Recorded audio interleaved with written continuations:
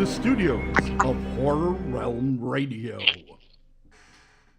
Hello and welcome back to another episode of Horror Realm Radio, the show that won't stay dead. I'm your host, Mike Exler, and of course, here in spirit and voice, Rich Delzato. Rich, how are you? I'm wonderful, Mike. How are you? I'm good, thanks. I'm good. So we are here on another Horror Realm Radio. We're going to usually do some talking at the beginning, but we're going to change that up a little bit. So I'm going to throw it to you, Rich. Rich, take it away. Whoa, take it away. Well, just real quick intro to what we were hoping to do tonight. This is the last Horror Realm Radio until the convention in what are we talking about? 4 weeks now, Mike? Yeah, it's coming up. So we thought we do have another one in 2 weeks. Yeah, no, I can't do that one. Okay. I forgot to tell you. Okay. Sorry. Go ahead. I'm sorry. No, my mistake.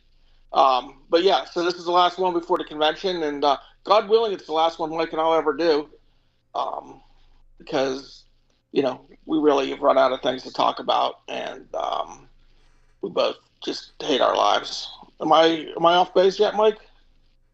No, I'm good with what you're saying. All right, cool. So, but what we wanted to do tonight, just for the, well, apparently 3 people listening, 2 of which would already know all this information, we thought we'd give a little summary of what to look forward to in a month. Just recap the guest list if you're not able to go on the website, because in 2025 it's very difficult to access websites, especially with all these smartphones screwing things up. And then maybe a little talk, and I might have a couple questions for Mike because he's a very intriguing man to me. And then we have a great bottom 5 tonight. So I guess take it away. What do you think, Mike? Should we? Yeah. So you want to run through the guest list? Is that what you wanted to do first? I think we're going to start with the panel and event schedule. If I understood the order of the graphics that were created tonight, I didn't know we had graphics. Perfect. I feel fancy. So, of course, for those who may be new to Horror Realm, we begin the show Friday night at 5 p.m. And, in addition to the guest room and the vendor room being open, we will have the movies going, and we do have panels that evening. And we've got quite a few, actually, for a Friday night. Do you think this is the most we've ever had on a Friday, Mike? Most definitely, yes. Yeah. This could be the most panels we ever had at a Horror Realm, even when we did Sunday panels, because those never usually happened anyway. Oh, that has had to have been painful. I'm glad I didn't have to do panels on Sunday with you. Yeah, no. I think I was like, we need to just stop that because people weren't showing, and yeah. So Sunday's not a good day for panels. It's a good idea, but I'm excited by the Friday night panel list, and I'll just kind of go down one by one. We're starting off with at 6 p.m. Thanksgiving with Karen Cliché and Alex Armbruster. Brewster. I don't know. He's from Canada, so you probably say it differently than I'm saying it. But somebody's moderating that. I think it's Jeff Miller. Yeah, Jeff Miller's moderating it. Part of Otherworldly Culture. So he'll bring his special flair to it, and I'm actually hoping he gets drunk beforehand. I think that would be hilarious. What do you think? Alcohol makes you less antsy. And more sleepy. But True. But then 7 p.m. we kick off your marathon weekend with Michael Berryman. So how you feeling about this one? You ready for it? Yeah. I've spoken with Michael several times in a group environment, and then one-on-one at Horror Realm a long time ago. So yeah, no, it's always cool to talk to him, and it's been a while, so it'll be good to see what he's been up to. Cool. And then doing a second panel of the night. This is probably Jeff Miller's busiest weekend as a moderator. He agreed to do the Evil Dead 2 panel with Sarah Berry and Casey DePavia. I can't say people's last names tonight, so, but I'm excited for that one. Obviously Evil Dead 2, if you're not a fan, it would be kind of strange. And then you're doing a second one on a Friday night. Robert Russo. I am. Yeah, that's an exciting one. Yeah, no, second to William Zabka, he's definitely a 80s bad guy. Always plays the bad guy. So definitely interested to talk to him. He's got definitely a wide range of filmography, so he should be interesting. Yeah, I don't know if people give him his due for the '80s bad guy that he was, or mean boy. We should start calling him Mean Boy. I don't think I'm going to do that. Yeah, we're calling him Mean Boys. I'm going to change the name of that panel. Mean Boys, moderated by Michael Exler. Is your mom coming out for Friday and Saturday panels, or just No, Saturday? just Saturday. I can't wait to see Mrs. Exler. That's good. That'll actually be the highlight of the weekend. Her support of our radio shows and the convention. She's one of our best supporters, really. Yeah, it's true. And then, unfortunately, I don't think the website has been updated yet. I could be wrong, but we also have a 9 p.m. panel. We might have to let the voice from Beyond speak about this one because I don't know a ton about it, but I know it's some of the hosts from Otherworldly Culture Radio. Voice from Beyond, do you have any info about this? Yes, it's called Otherworldly Culture Presents You Don't Know. And we're keeping it mysterious, but you will at least have one Miller and one McIntyre involved that have been working on putting this thing together. And they've got a couple ideas which scare me to death. And they're going to do it at 9 o'clock. Hopefully some people wander into the room by mistake and see what they're up to, talking about some of the new things coming to Otherworldly Culture. Nice. Well, much success to you guys. I will not be there, as you know, because there'll be this little thing going on running the convention happening. And I also will be powdering Mike down because he will be quite exhausted and sweaty after doing 2 panels that night. I know. It's very taxing. Dude, I got some really good talcum powder for you. Yeah. Yeah. Get ready. Powdering time. No. So then we wrap up Friday night with the always popular Scarioke, which will be taking place in the bar. Last year, as you know, I was a little apprehensive when they asked us to host it there instead of one of the rooms, but it actually turned out to probably be a really good idea. I probably should stop using my ideas and start listening to other people because I think it was the best attended and most fun Scarioke yet. So will you be singing, Mike? No. If you were going to sing, what would you sing? I'm too sexy. My right side friend. You know, that was a duet. I would do it with you. It's not, though. Yeah, it is. There's 2 dudes. Oh, there is? I mean, there's 2 dudes walking around in the video. I actually would have to watch the video to see if they were both singing. But, like, I could just be the guy walking around also with the shaved head with you. That's true. You got to shave your head, though. Got to commit. So do you. Well, no. It sounds like a maybe to me. So, looking forward to possibly singing with you. So that's a pretty busy Friday night, and of course, as I mentioned, it'll be the normal. All guests will be in attendance, so they will be signing autographs. We will have professional photo ops also starting on Friday night. There's quite a few photo ops this show also, so we do need to do it over 2 days. And then we get into Saturday, the heart of the show typically. And we're kicking off panels at 11 in the morning, and Mr. Tim Critchman is doing the Return of the Living Dead panel with Beverly Randolph and Miguel Nunez. Anything you'd like to say about that, Tim, or are you still the voice of the unheard? Looking forward to it myself, and I believe, if I remember correctly, the photo op follows right after that. So it's a good way to do it. Go watch the panel and then walk over and get your photo op. Yeah, I tried to do that when I could this year. I don't think I succeeded a lot, but it's nice when you can knock those both out because, some guests don't like to be away from their table too long. Right. And I try to respect that the best I can, but we're limited. So, and then 12 o'clock noon lunchtime, Mike, you're kicking it with another panel, Allison Court. So for those who may not know who Allison Court is, and I hope they've been paying attention, why don't you give people a little preview of this, I think, unique guest for Horror Realm? Yeah, she's a voice actor and also a regular actor, but she, in the Resident Evil game series, she played Claire Redfield, who is a major character in that, and also Beetlejuice, the animated series, she played Lydia Dietz. So she's the voice of that, and a ton of other things. She was also on, I think it's called The Big Blue Couch in Canada, Big kids show. couch. Big Comfy Couch? Is that what it is? I actually found them out on YouTube. They're available. Sweet.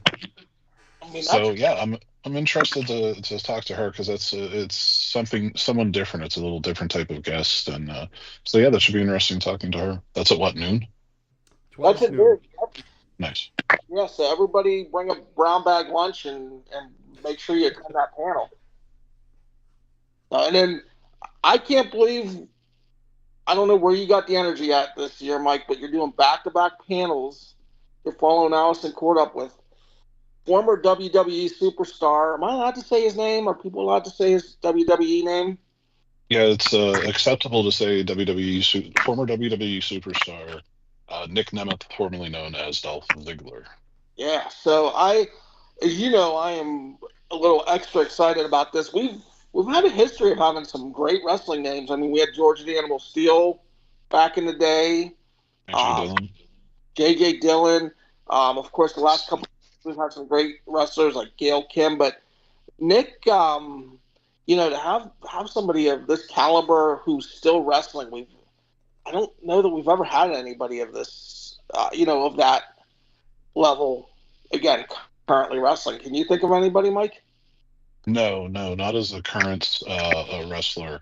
The thing about Nick is people, wrestling fans will know he spent 19 years in WWE not being able to do anything, as far as signings and things.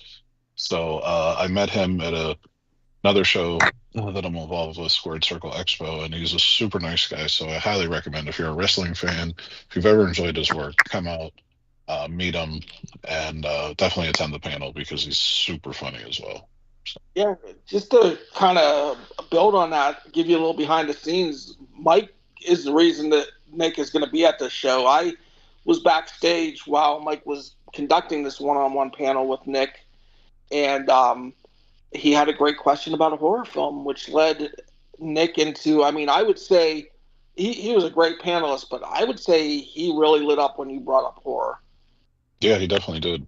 It was definitely a soft spot for him. So when he came backstage, being the obnoxious human being that I am, I went up to him and said, "Would you ever consider doing a horror convention? Because it sounds like you like it or like the genre." And he was down. So, the Nick Nemeth fans that are going to get to finally meet him, you can thank Mike for having questions that he asks in panels that most people don't. And we'll get into that in a minute or two. I'd like to take a few minutes, but let's finish this schedule. Tim, you are returning for your second ever Terrifier panel. Would you like to tell us a little bit about who's going to be on there and what it's like doing another Terrifier panel, the hottest franchise in horror at this time? It is, and I think it takes everybody by surprise a little bit, because when Terrifier 3 came out, it actually beat the other clown, the Joker, at in the Cinemaplex, which, there's a whole story about, did Joker even show up? It was a totally different type of show, but nobody expected Terrifier to be beating that other clown, and really with some limited release. And what we're going to have is the protagonists from Terrifier 2 and Terrifier 3, Lauren Lavera and Elliot Fulham. And we are going to have the Clown Cafe host, Leah Voisey, who also was in the post-credit scene with Chris Jericho. So it'll be interesting to hear from her about that scene as well. We're looking forward to having a really nice discussion with these young people. They're really kind of the future of horror with Terrifier. Thank you. Hey, Mike, do you think I could try to trick people and tell them that there's a photo op with Jericho and Leah, since they had that little credit scene, and get Nick to stand in?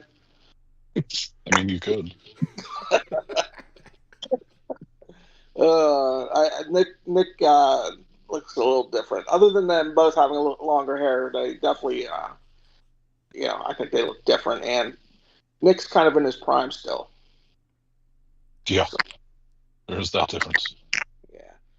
So, Mike, after the Terrifier panel at 2, we're back at 3 p.m. You got a big group. Hopefully you'll be properly powdered after your back-to-backs, because it's going to be hot up there with the Killer Clowns from Outer Space. We got Suzanne Snyder, Grant Kramer, the 2 leads, and then we have Harold Blank and Mike Martinez, 2 of the clowns. So, have you done a panel with these guys before? No, I've never worked with anybody from Killer Clowns from Outer Space, so I'm actually pretty excited to moderate this panel. So, Nice. a new film to dive into, so it should be pretty interesting. Awesome. Well, I'm excited about it. I've been wanting to have some Killer Clowns at Horror Realm for quite a while, and it's finally come together. We've had Suzanne Snyder as a guest, and I think you did get to interview her, right, at Horror Realm, like back in 2015 or something. Yeah, it was a while ago, when we were at a different building, and it was the Ladies of the 80s panel. It was her and some other folks, and yeah, she was very nice. I wish we could have all these people for a week and just keep making different panels, because we could do a weird science panel with her and Robert. Right. Yeah, but And unfortunately, Michael. weekend. Oh, and Michael Berryman, you're right, yeah. Mhm. Man, we might have missed an opportunity. Yeah, I think he did. Oh, well. But you did come up with a clown double header there, Rich. I don't know if you realize that. You got clown on clown action. It's like a circus. So, well, then also putting in some work that day, Tim, you got another panel at 4 p.m. Hopefully you'll also be properly powdered.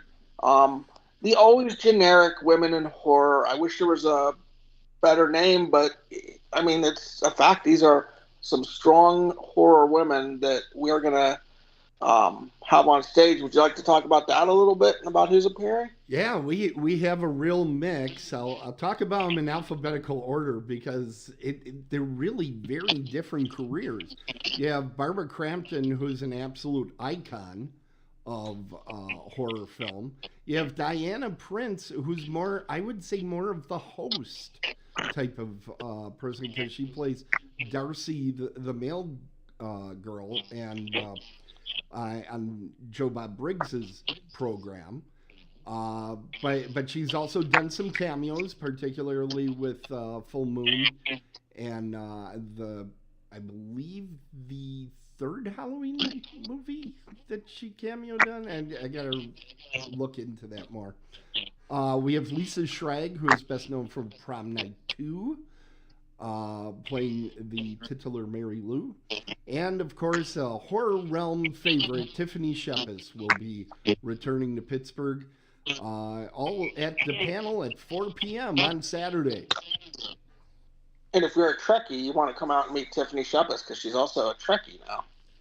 Yeah, and she had lots of those photos ready to go. She stated last time she was out here that she knew once that photo was made, she was going to be seeing it a lot and signing it a lot through the years.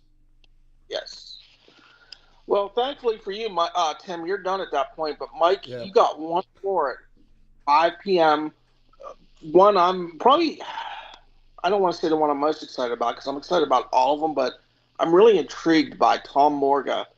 You want to talk a little bit about him? What's to say about Tom Morga that hasn't been said?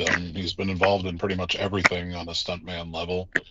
Um, so pretty much every movie that you love from like the late 70s through the 80s into the 90s, even past then, he's been involved in. So this is one of those panels that's difficult for me because it's where do I go and how much time do I take with each section?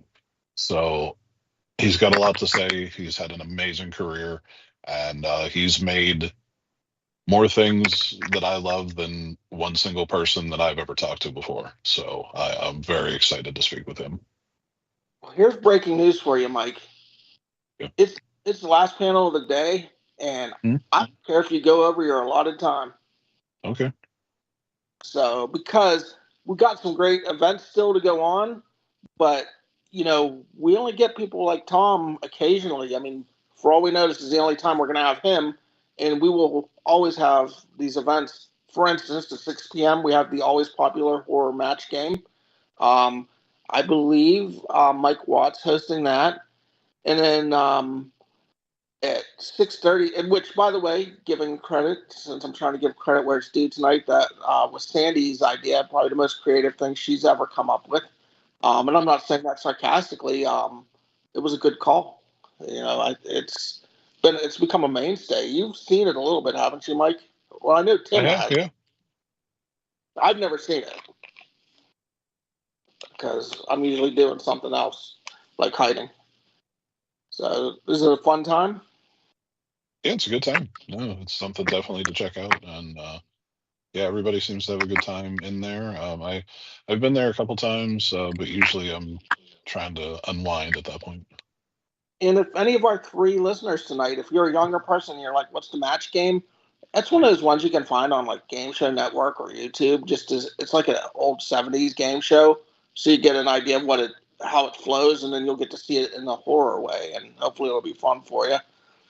And then 6:30 p.m. we have the annual horror tattoo contest. Shannon Daly from Queen of Swords Tattoo. She always puts together some judges and prizes. Very generous of her, both the time and the prizes. And at 8 p.m., we have the always popular Bad Movie Bingo, which Jamie Bichelle from Neo Trash Radio and others from Neo Trash Radio hosted. And 2 years ago, that was my first time attending a Bad Movie Bingo, but really well done, creative, fun, lots of laughs. Have either of you attended? I have. What did you? It's really interesting. They basically give you a bingo card with tropes of bad movies on there, like wearing sunglasses at night, or just. I'm not going to give them away because it's actually kind of the fun is looking at your card. And they will actually tell you when one of the tropes comes up in the movie. So you don't have to sit there and like watch your card like crazy and I'm going to miss it because I'm looking at the card. They help you through. But it's just kind of fun because people will giggle when they get their trope shows up in the movie. And I believe they were showing one of Adam's favorite horror films when I went, the Italian one. What the heck is it? Something of the Dead. Pinocchio? No, Burial Grounds. I think it's Burial Grounds. And it was good. It was a lot of fun. Nice. And then shortly after that, the 9 p.m. our DJ party that we have each year will begin in the bar restaurant again, like last year. And loosely themed, it's a prom party because, hey, we've got Mary Lou from prom night too. So, if you feel like dressing up, I won't be. But if you feel like dressing up, get your prom on and have some fun, or don't dress up and come have some fun. So a lot of events really for such a short weekend. I don't think I missed anything. You guys, can you think of anything? Oh, I cannot. All right. Well, before we move on, Mike, I just wanted to pick your brain for a couple minutes because, for those, I love your brain. Oh, No, I've always had a lot of respect for how you host panels, and Tim, I have as much respect for you as well. But Mike has been my go-to guy forever, and the horse that we ride to death.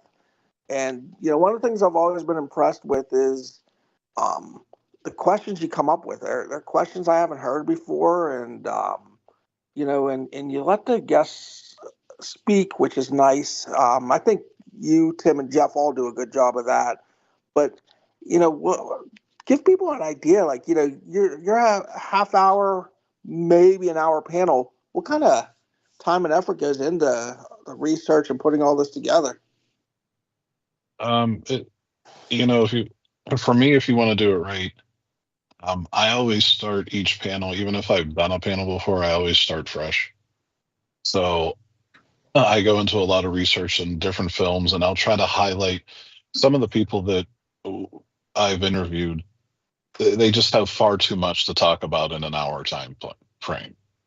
So I just kind of limit it to some of the films I think fit the show, or selfishly sometimes the movies I like the best, and talk about that. And then when the audience can ask questions, then they can hone in on the movies that they like. So there's quite a bit of work that goes into it.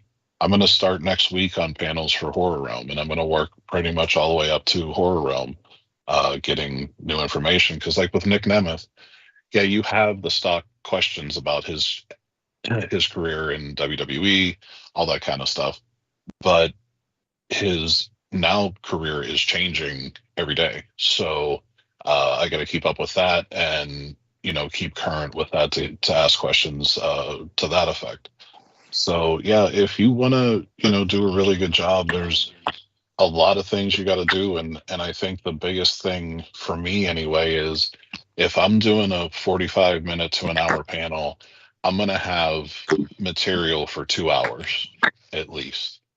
Um, because there's a lot of different reasons why that is, but I think you have to over prepare, over have questions, because there's one thing that's a constant when you're doing these interviews, is you never know what's going to happen. So And, building on that, never knowing what's going to happen, I know you've got a lot of great questions that end up in the graveyard because of mhm. how the panels end up.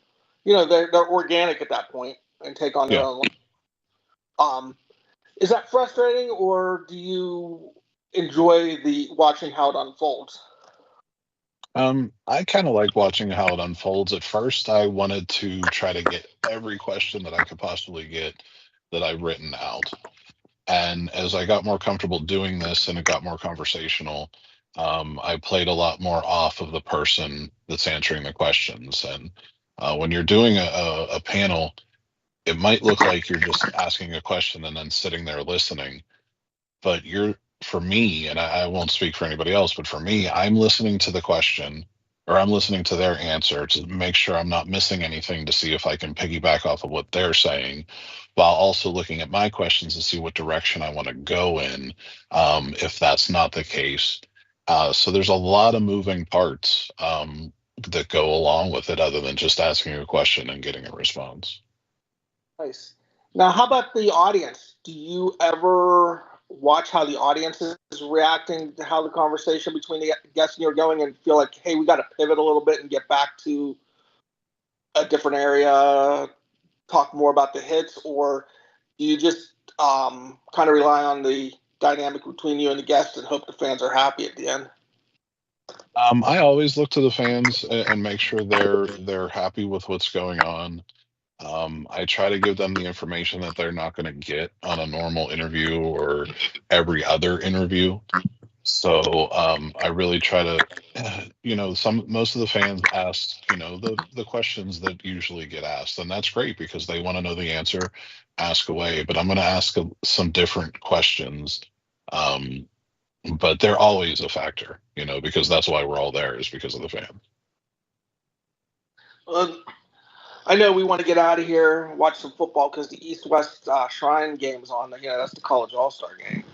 But you and I like Yeah. Thursday night football. But this is kind of a two-part question. Um, do you have a panel, and you've done many at this point, I would say in the hundreds, but do you have a favorite panel, and do you have that white whale that you're still hoping to interview at some point?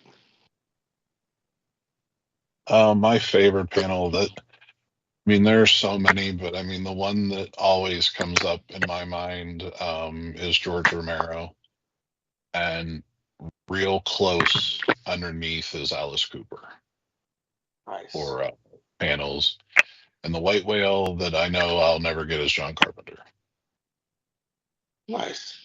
How about one that you think you might be able to get that is close to being a white whale? Kind of maybe you can, maybe you haven't asked me to get this person yet, and I can. I don't know. Well, I haven't really thought about that. It's kind of just, there's so many that I've done already, and it's just kind of like I'm thankful that there's new ones that come along, like the Killer Clowns and Allison Court. So yeah, no, I whatever you got for me, I'm just glad to do them. Well, as you know, we appreciate it, and I will always remember how this started back when I got that message. Hey, can we talk on the phone? We went at the same high school. Yeah. Look at you. Have to regret that message at this point. Look where we're at. No, I might have done things a little different, like not do that. Well, thanks for sharing some of the insight. You're welcome. I think it's good for people to know how much work goes into this, and I hope they notice how professional you guys keep it, and I feel a lot different than a lot of panel hosts or moderators I've seen at other shows. I feel very lucky that we have you guys doing what you do. But well, thank you. Before we recap like the guest list and talk about some of the particulars like days and times and stuff, you want to do the bottom five if Tim deems it acceptable? I'll take his no answer as a yes. Already. Or hopefully we're just talking to each other. Horror Realm Radio's Bottom 5. The world famous Horror Realm Bottom 5. Do we have an intro, Tim, or should we just? I think that just went off. That's what I was running for. So yes, you got it. Already. Mike, do you want to introduce, since this was your idea, what we're doing for the bottom five this time around? Yeah, we've been doing the bottom five for, as long as this show has been in existence almost, which has been way too long. But we've done so many things, like your bottom five: zombie, vampire, werewolf, witch, which is all of them except one. And I was just trying to think of something different. So the idea came to me, the bottom five cult horror classic films that everybody loves and things like that. For me, I personally stayed in the 1968 to 1980 are the years of my films. I would even include all the way up to like the early 90s, but I don't think new films should be called classics. If you're 5 years old, I don't know how you can be a classic, but that's just my opinion. So that's sort of where my list is going. We have similar thoughts there, because the movie had to be at least 25 years old. To me, it can't be a cult classic if it's not at least 25 years old. Right. Yeah, no, I agree. So what's that? Just our definition. People can disagree. Yeah, for sure. And you can have your own bottom five, but this is ours. So bottom five, I want you to start. What is your number five? My number five is one that has appeared on other bottom fives that we've done. I don't think you'll be shocked. The Omen. Oh, really? Yeah, and I don't know that you've ever agreed with me on The Omen being a bottom five movie, but no, I definitely can't agree with you. I really like that movie. I just have always, and this is going to be strange coming from me, I've always found it a little slow, and boring. Yeah, it is slow. Kind of boring. I don't particularly care for the characters. And, honestly, the movie makes me not afraid of Satan. So it's just one that, if you give me a chance to put it on a bottom five list, it's making its way. Yeah, that's surprising. I mean, I think what's always propelled me to like the film is the acting prowess of some of these folks to even be in a horror film, especially in that time frame. But it is a slow burn. Not a lot going on. But I don't know. For some reason, I've always dug it. But I can see why you don't like it. And which is weird for me because I normally don't like slow burn movies. I actually have that a couple times that in some of these films. So.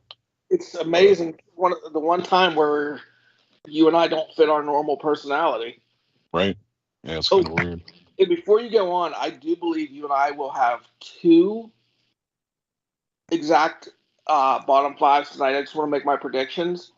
Okay. And I believe that my number one, that you might come over to my house and punch me in the face. Okay. Nice. So continue. All Sorry. right.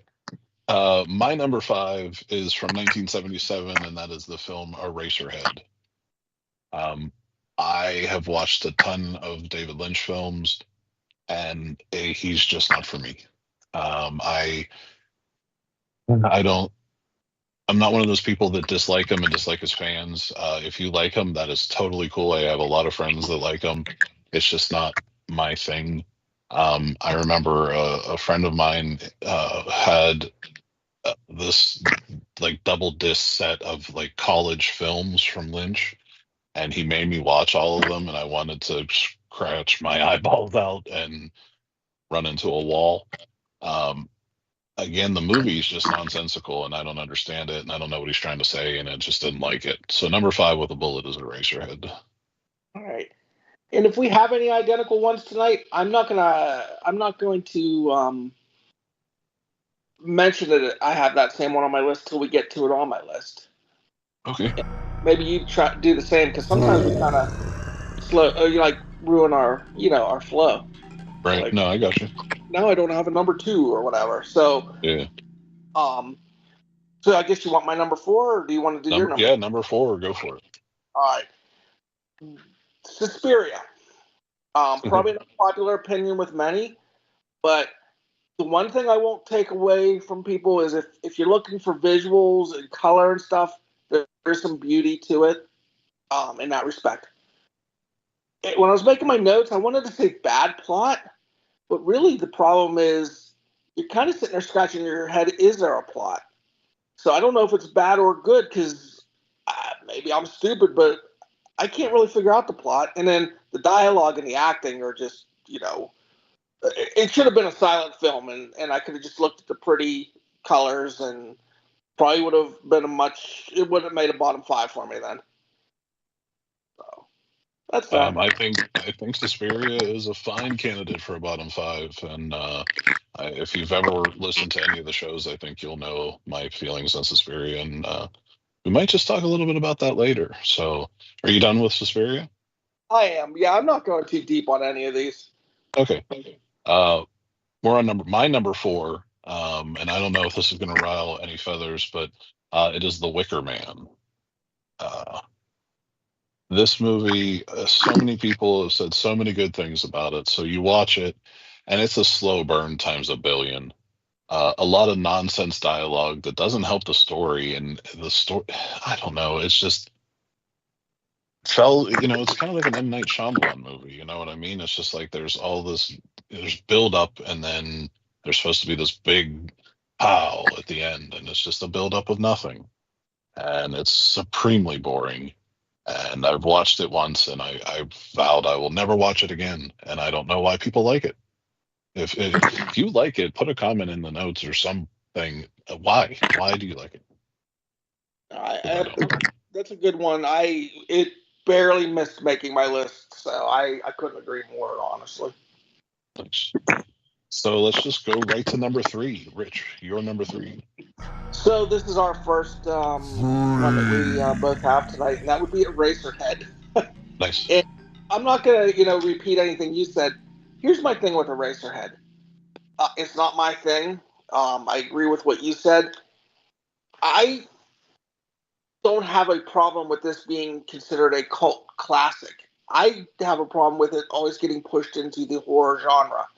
If you're into artsy films and subtext and this means that, and it's probably a great film for you. That's not my thing. That's not why I watch horror films. I think it's really miscategorized when they call it a horror cult classic. Um, and I really believe that it should be removed from that list and let those who are into these type of films have it on their top 5 list and enjoy themselves. Again, like you, I mean, if you like it, good for you. I think it's an awful film, and it's not a horror film. It's just the Lynch fans that I don't like, and there's some other art house fans that I don't like. It's just, oh, you don't get it. It's like, no, we get it. I just don't want it. It's not for me. So the pretentiousness of the fans sometimes is off-putting as well. But for the normal fans, enjoy your shit. It's a movie you should watch after you go to the Andy Warhol Museum. 2 things I'll never do. Yes. I will go to a haunted house and then come home and watch Texas Chainsaw Massacre. There's no ghosts in Texas Chainsaw Massacre. This is true. So we're on number 3. So my number 3 is from 1968, Rosemary's Baby. If you've listened to the show, I think I've talked about this a whole bunch, but I don't know if it was different in the time, but did anybody not know what the fuck the baby was throughout the entire film? I thought it seemed like a big surprise at the end that this was the Antichrist, but I don't understand. I mean, it was pretty belabored through the entire thing, and it's just boring, and then there's a baby, and then it's ended, and nothing. So if you like Rosemary's Baby, I don't understand. So enjoy it if you do, but I don't. Do you like Rosemary's Baby? Well, considering we're now going to number 2, and my number 2 was Rosemary's Baby, Nice. I would say no. And I find it so boring and predictable. And you've got some decent named actors and actresses in this movie, but the acting actually, I don't think it's up to par for who they had. Which tells me dialogue was poorly written. Yeah. And no, it's just, I have trouble getting through that film. It's like, I hate it. It's just painful. It's like, you people, I think the people are stupid in the movie. Yeah. I don't understand why it is as popular as it is. It makes no sense to me. No, it's one of those ones that it seems like people are scared to say they don't like because you don't like that. And segueing into that, my number 2 is what was one of yours, Suspiria. Yeah, I underestimated how many duplicates we would have. So my ultimate argument on Suspiria is when I hear people that like the film, they talk about the style, the coloring, like Rich mentioned, the coloring, the music, the this, the that, the that. So to me, that's style over substance because the story's trash, the acting's trash, and the finish is garbage as well. So yeah, it's just not a well-made movie, and it's okay to say you don't like Suspiria. You won't go to jail, I promise you. I haven't yet. So that moves us to the all-knowing number 1, Rich. So what is your number 1 on this list of horror cult classics that we think are terrible? I feel like I should let you go first on this one because I don't know if you're going to be talking to me after my number 1, or you might be flustered. Okay, I'll go first. My number 1 is from 1980, the year I was born. Cannibal Holocaust. Good. This fucking movie, to me, it's on every list of the most disturbing films, blah, blah, blah. The most shocking, the movie that, this is the thing that I don't like, is the movie that created the found footage genre. Now, for me, a genre creating film is a film that spawns a whole lot of other movies. So it might have been the first, but then there was a whole lot of time other than Cannibal, what was it, Cannibal for Rocks or whatever, the second one? I don't know. Something like that. Doesn't matter. None of this matters. But what was I saying? Yeah, in my opinion, the one that spawned the found footage is Blair Witch. After the Blair Witch, everybody was doing found footage, and after Cannibal Holocaust, no one was doing found footage. So that's just my opinion. Whatever. A lot of people don't like the deaths of the animals in there. Um, in doing research, and the director had obviously talked about this, that was their meal anyway. But again, it was just shock value. It added nothing to the story. There's no story anyway. So they were just like, hey, let's show real death rather than be creative. So my number one is Cannibal Holocaust, and it's just not good to me. I think that's a good number one. And before I go into my number one, you haven't interviewed or done a panel with Eduardo Sanchez yet, have you? No, he's on the short list of ones I really would like to do. That is somebody I've wanted to have as a guest for Horror Realm for a long time. So you've given me motivation. Nice. So, all right, my number one,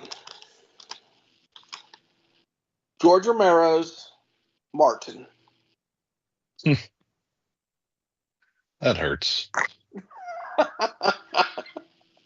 I told you wouldn't like it, but Hurts. time and time again, I keep revisiting it, and I love George's work overall. I give him credit for trying different things.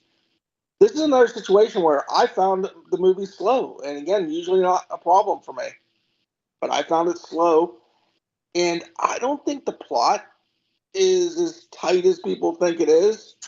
Like, and like, there's just little things like I think the dialogue's awful. What dialogue there is kind of awful, and this is probably not fair, but some movies as they age, they're still good visually, but I think this one ages horribly visually.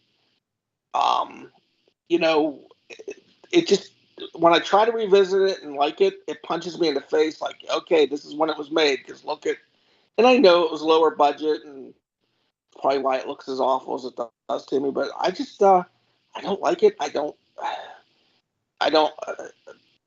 Amplis he does a decent job. I like John Amplis a lot, but I like Knight Riders more than I like Martin.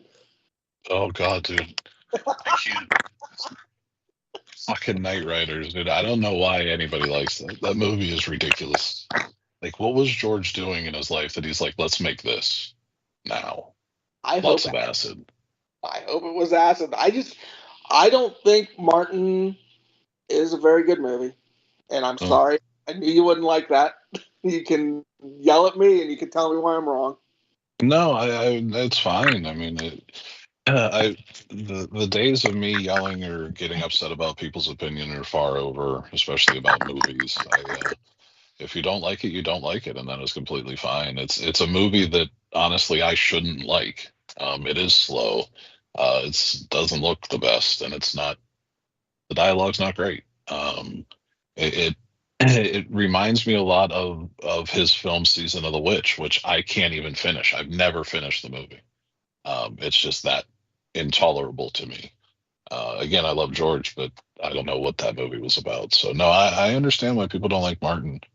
But I just do. I find just, I guess I like the whole thing that he filmed it in Braddock, which is such a just dirt pit, and it still is. And that was to me like a character in the film, and it just set the tone for the whole film, because the tone is just awful, because it's basically about mental illness if you think about it. So I don't know, I like it. If you do like Martin and you're ever looking for a kind of a double feature, Martin and Transfiguration are two really good films. That they're very similar. So if you ever want a double feature, I recommend those two highly. But if you don't like those, don't watch those. Oh, well, that was a fun bottom five. Yeah, that was a good time. Yeah, and if anybody wants to share their bottom five with us, feel free. I mean, we will never see it anywhere. It's not like we have an email or I read any of the comments online, but feel free to share it. So, well, we got a couple minutes left. We need to probably wrap it up. It's almost been an hour. But anything you'd like to say, Mike? No, I just hope everybody comes out to the show. I hope they attend the panels that interest them the most, and enjoy everything that the con has to offer, from the little after parties to the photo ops to the vendor room. Just come out and support a great show, because there's not a lot of them out there that are good. So and doing it for the right reason. So yeah, I hope to see a lot of people out there. Me too. And before I give a couple details on the convention and wrap it up, Tim, are there any comments that you feel that the two of us need to reply to before we get moving? There really isn't much. In the chat room, there is a note from Hezzy 2002. You guys are spot on with those. The one I would add is Possession, and everyone I say that to disagrees with me, but I just can't watch it.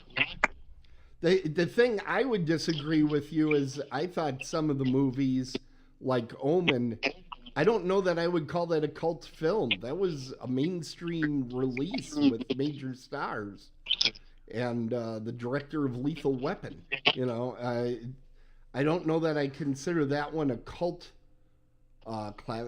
I think a lot of times people just pick everything horror and call it cult.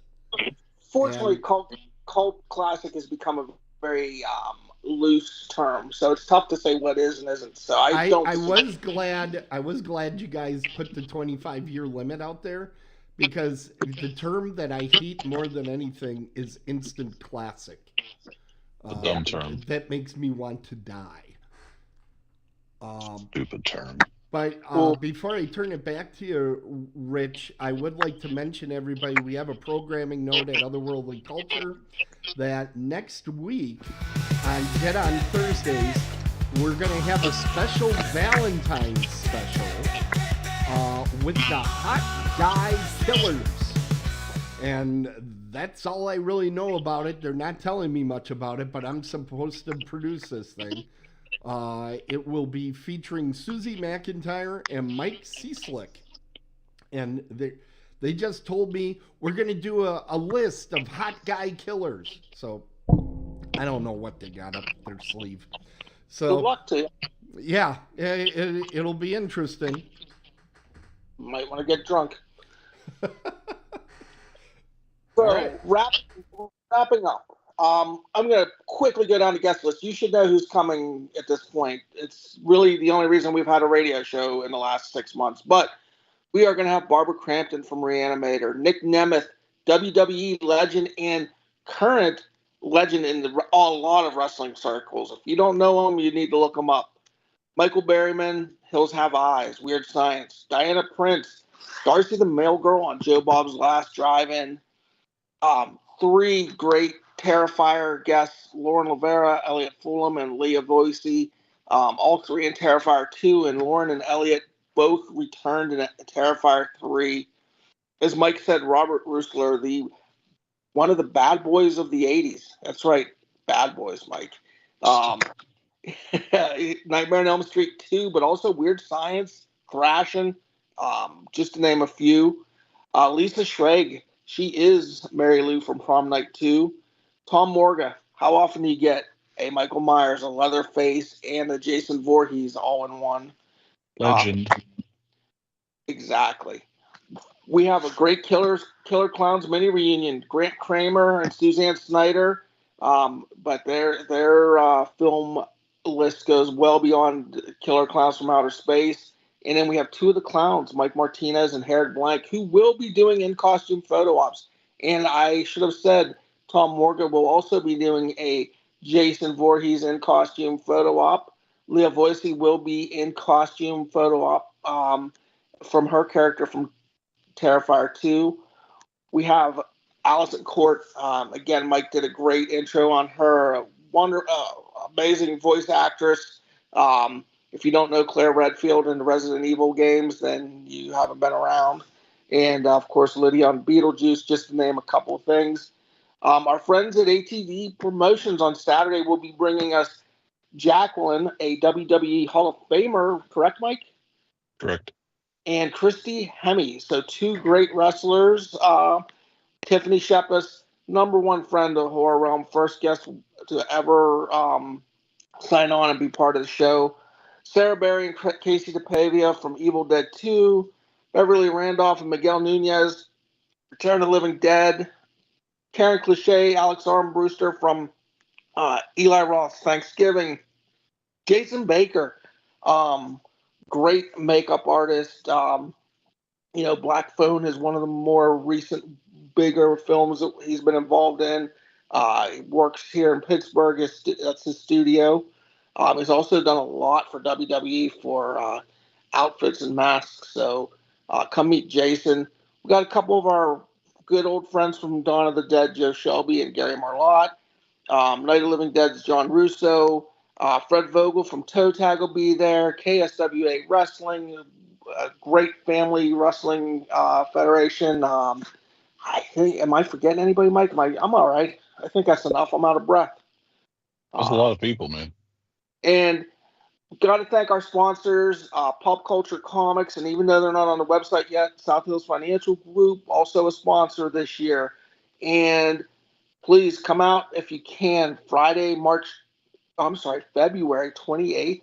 We open the doors at 5 p.m., but you can get there a little earlier, get settled, get a coffee, and have a great time. And we'll be running through Sunday, March 2nd, www.horrorrealmcon.com. You can get tickets, photo ops, information. 28 days, 18 hours, 58 minutes, and 54 seconds. And we will be starting the show. So I just want to wrap up and say it's been a fun stretch doing these shows with you, Mike, promoting this upcoming convention. I hope you've enjoyed yourself. Had a good time.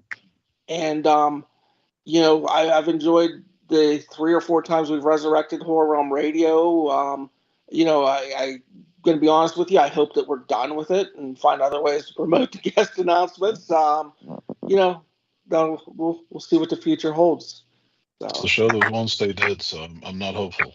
Well, let's see if we can put one in the head and have another one for the fire. And the chest, one in the head. So, well, thank you, everybody. And, hey, thanks for letting me kind of host tonight, Mike. It's kind of weird being on this side of things. It's nice to just let someone else do the driving, so I'm glad to let you do it. And Tim, thank you for all your effort putting the visuals together, running this, and the 2 to 3.5 of you that listen, thank you for taking the time, and I'm sorry. We love you. And we love you. Good night.